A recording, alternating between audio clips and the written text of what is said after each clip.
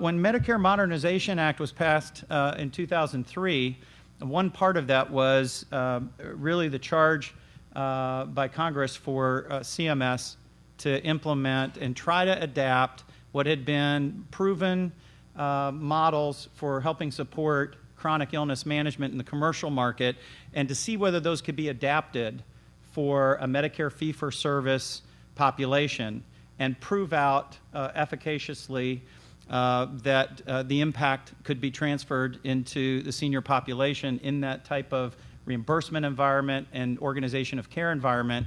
And then in particular, was there a way forward? What were the economics underneath all of this, and could any success be looked at as potential model or design for how to scale this to get this type of service support to people who otherwise don't have access to these kinds of programs?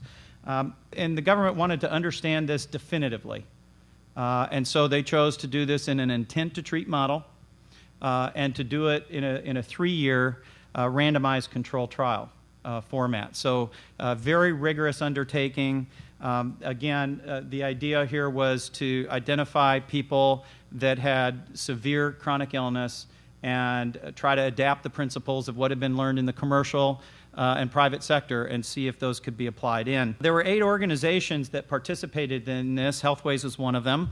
Our area was District of Columbia and Maryland, and so we were afforded 20,000 randomly assigned seniors to our intervention group, and 10,000 from a common pool in this region were held out as the control.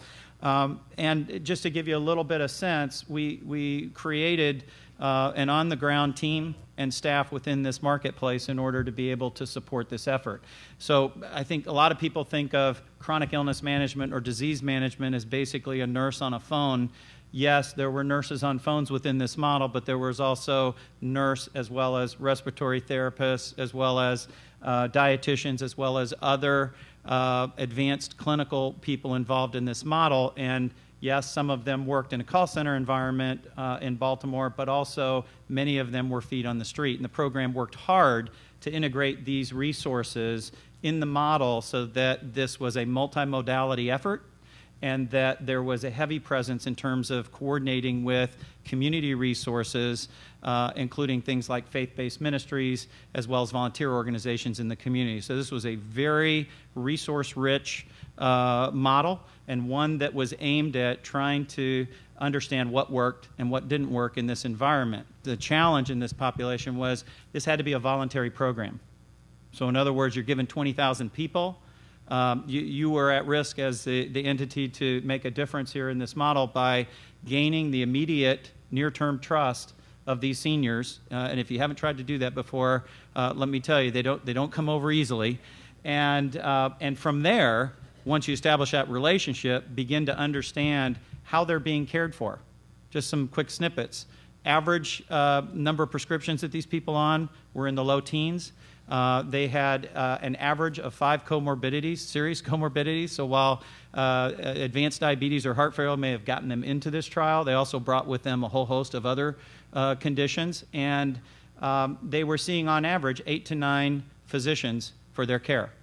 Now remember, there's no managed or gatekeeping type of mechanism here. So by attribution and working with people and gaining their trust, we had to figure out what were the patterns of how these people were being supported before we could even really do anything other than understand that, begin to support them in the treatment plan that their experts were providing them.